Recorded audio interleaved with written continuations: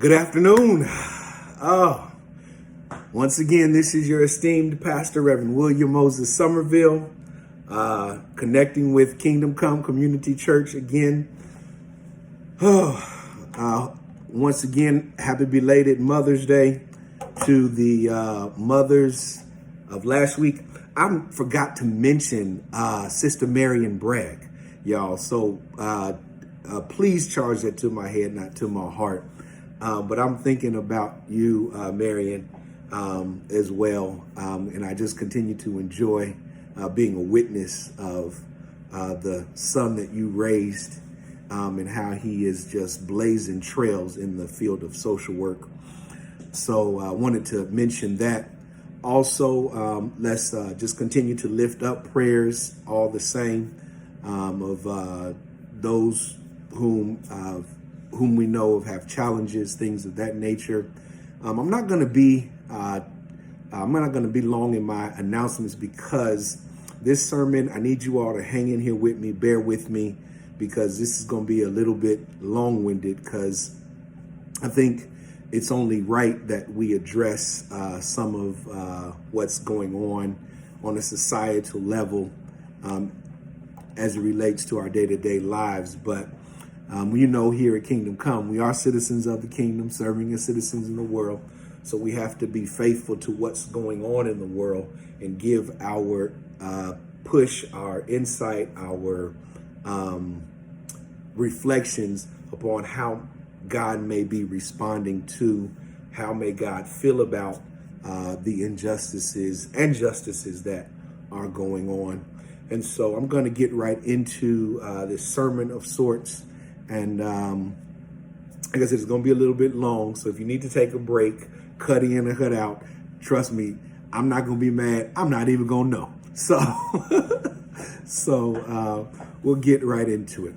I'm reading from the Gospel of St. John, chapter 19, starting at verse 25 through 27. Gospel of John, chapter 19, verses 25 through 27. And I'm reading from the New Revised Standard Version, these words faithfully recorded. And this is what the soldiers did. Meanwhile, standing near the cross of Jesus was his mother and his mother's sister Mary, the wife of Cleopas, and Mary Magdalene. When Jesus saw his mother and the disciples whom he loved standing beside her, he said to his mother, "Woman, here is your son." Then he said to the disciples, "Here is your mother." And from that hour, the disciple took her into his own home. A title we can tag upon this text, a subject we can connect to this sermon, is on this thought: disturbed but not disrupted. Disturbed but not disrupted. In the recent NFL draft, there was a wide receiver from the University of Alabama, Roll Tide. His name is Henry Ruggs III, who got picked up by the Las Vegas Raiders. Henry Ruggs III story is far too common with most top athletes whose upbringings are rigged and riddled with tragedy directly or indirectly. What makes Henry's upbringing tragic is enduring the loss of his best friend, Rod Scott. Rod Scott was a visionary and a well-accomplished athlete in his own right. While they were growing up, they were inseparable. Where Rod went, Henry went. They would often get confused as twins because they even shared the same styles. Rod and Henry were a dynamic duo growing up in the neighborhood, in school, and on the basketball court. As they matriculated in high school, Rod foresaw Henry performing football better than basketball. To make a long story short, Henry followed the advice of Rod, though Rod could not witness his advice coming to fruition because of a tragic car accident that took his life. Since that car accident, Henry made it his business that Rod's memory and, more importantly, Rod's mother remained in his life. This is where we meet our text. We see Jesus being tragically taken away, looking to his mother and his disciple friend, while his disciple friend is to look out for his mother. In the Christian tradition, we live in layers of context when it comes to living out our faith expression. One layer lands where we find ourselves rooted in a biblical tradition that extrapolates from a variety of African spiritual value systems of understanding. Another layer lands on the canvas of philosophical and theological pictures of centuries and years of collaboration that has informed our behaviors and our actions.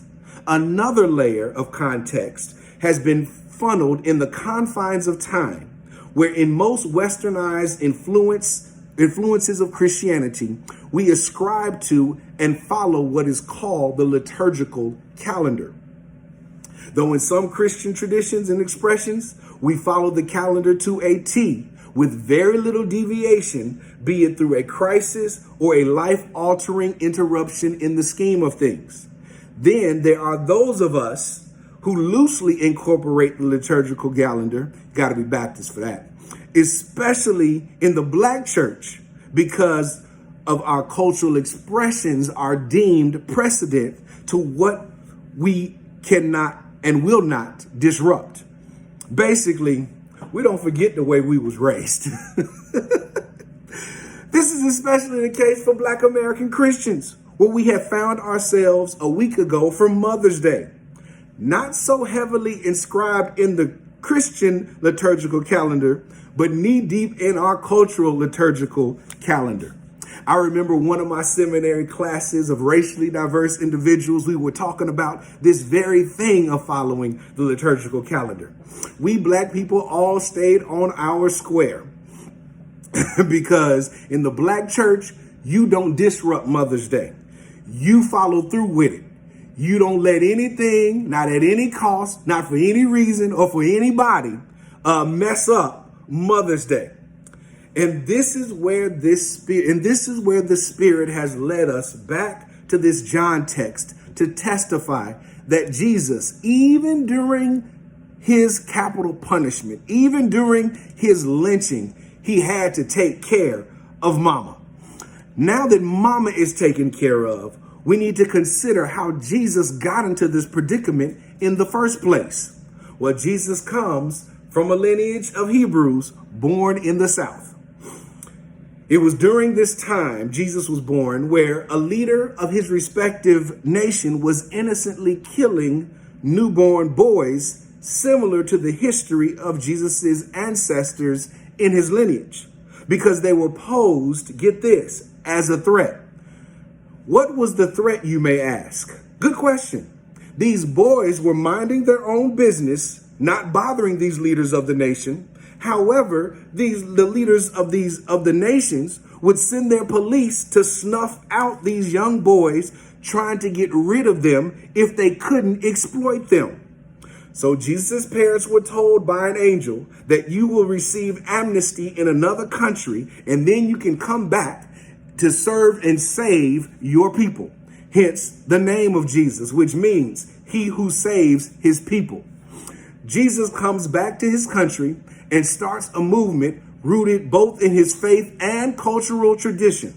This movement focuses on giving good news to the poor, healing the brokenhearted, proclaiming liberty to the captives, recovering sight to the blind, and to set at liberty those that are oppressed. Let's unpack this movement. This movement gives good news to the poor, which suggests guaranteed provision. Healing the brokenhearted, which suggests mental health and wellness.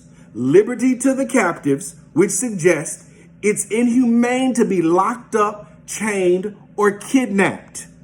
And to set liberty to those that are oppressed, which further suggests justice will be given to people who have been exploited. Now, Jesus started this movement within his own hometown. He started this movement in his own church, in his own community.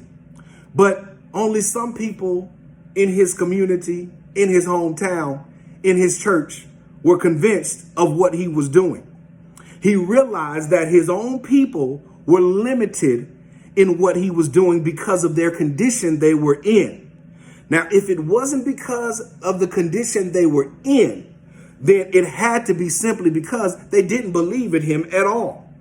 And I'm going to stop here parenthetically to take a break to suggest it's interesting how when we start something, we have a vision. It's hard to get the provision, especially when it comes to our own church, our own family, our own people. It's like I reflect on the wisdom of my fraternity brother, Kenny Cow. He said it like this. He said, or he quotes, your family can't support you until strangers celebrate you. Jesus started this movement, and it wasn't popular in the beginning, but it was powerful to begin with. So what did Jesus do? He's now extending the movement outside of the confines of his community. Then the movement started to catch fire. When civil servants like Zacchaeus started paying taxes to those he sold, and celebrities of his day saw what Jesus had going on. And that's when Jesus began to be conspired against. Jesus's movement began to disrupt the status quo. Are you all with me today? Now, a question that comes to mind is, could this have been avoided? And my reply is yes. This really could have been avoided. And I'm glad you asked that question. One thing I love about us Kingdom Come Community Church, we're going to ask some good questions. And matter of fact, I was just talking to a nurse, as you could probably see, I'm at one of the hospitals where I work, because I'm on call this week seeing folks in my chaplain ministry, but being faithful to pastoring. And I was having a conversation with one of our nurses, and one thing she said, and that we walked away from that conversation, was faith is best practice when you ask questions. And so that's what I love about us as a people of faith. We ask some questions. Asking questions is a part of faith. Because what the Christian, and so the question is, could this have been avoided of the predicament that Jesus was in? Yes. But what the Christian church does, as is the case with society, we often find ourselves guilty of embodying misbehavior as normal behavior. We in American society have accepted mistreatment and chalked it up as this is how human beings are. This is just the way it's supposed to be, which we must reject that notion. The mistreatment of others was never the nature of human beings as much as it is what human beings have inherited. Okay? The mistreatment of others was never the nature of human beings. It's what human beings have inherited as behavior. The mistreatment of Jesus being lynched in this text is because both the Calvary Police Department and the Calvary Police themselves inherited this kind of behavior.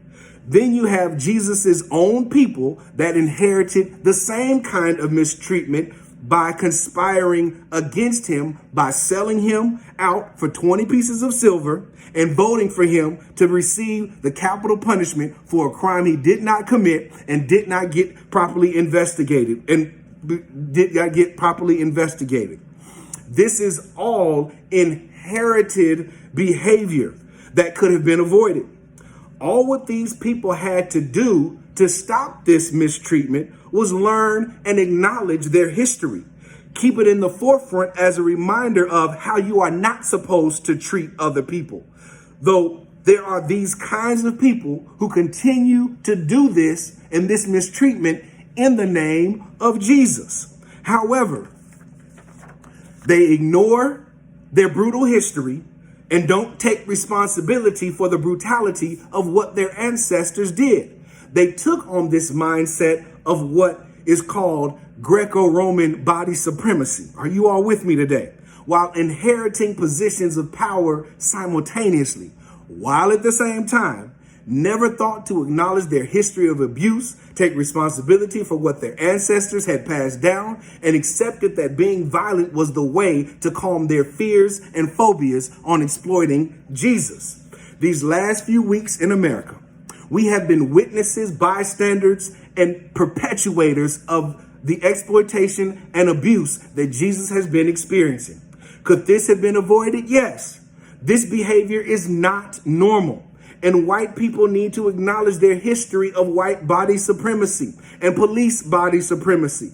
Take responsibility for your ancestors' actions and accept that you have inherited the mistreatment of racist and racism as normal. You fix racism, you fix America. Plain and simple. Black people are not a threat here.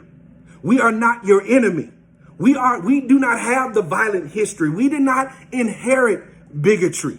What happened to Ahmaud Arbery were racist incidents where racism took over without investigation. What happened to Breonna Taylor was racism taking over as this incident was racist. Racism is when you have a system in place targeting black people. Racist is where you have an individual focused on black people. Both racist and racism are inherited behaviors. Being colorblind, having diversity, calling for integration, and learning cultural competency will not fix inherited behavior.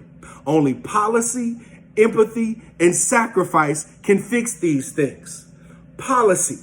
In our biblical text, we know Jesus was wrongly placed on a cross. The cross represents capital punishment. The cross was a symbol of curse. The cross was a symbol of the policy crucifixion from the Greco-Roman state. This practice of crucifixion was outlawed because the emperor at that time realized that this behavior was inherited by killing innocent people on a cross who did not pose a threat. This leads me to my second point, empathy. This demands that you have and do self-reflection. This involves meditation. In our Christian tradition, we are very good at praying, but we limit ourselves in meditation. Contrary to popular belief, prayer and meditation are two different things. I dare you to go through your biblical text, and you'll find meditation as much, if not more, than prayer. Praying is necessary. Meditation is essential. Prayer involves us talking to God. Meditation involves God talking to us. This is where self-reflection comes in. Self-reflection involves you to learn about yourself, your history, and it demands that we change our patterns of behavior. If you are not changing your patterns of behavior of mistreatment, then you're not practicing or considering your self-reflection. So this what leads us then to sacrifice. This is where Jesus' love is best reflected, both in his service and salvation to God's people. Jesus is on the cross allowing his life to be sacrificed, but only on the premise and circumstances of knowing the privileges he had. Got to repeat that. Let me say that again. Jesus is on the cross allowing his life to be sacrificed, but only on the premise and circumstances of knowing what privileges he had. Hence, we get the words, Father, forgive them, for they know not what they do. Hence, we get the words, my God, why hast thou forsaken me? Hence, we get the words, mother, behold thy son, son, behold thy mother. Be sure when you make sacrifice, you know the privileges you have for changes necessary that need to be made. This is why we follow Jesus in service, self-reflection, and sacrifice. Jesus understood his power. He was not only the Son of God, he was God in the flesh. Jesus gave up his God privilege and became a human being.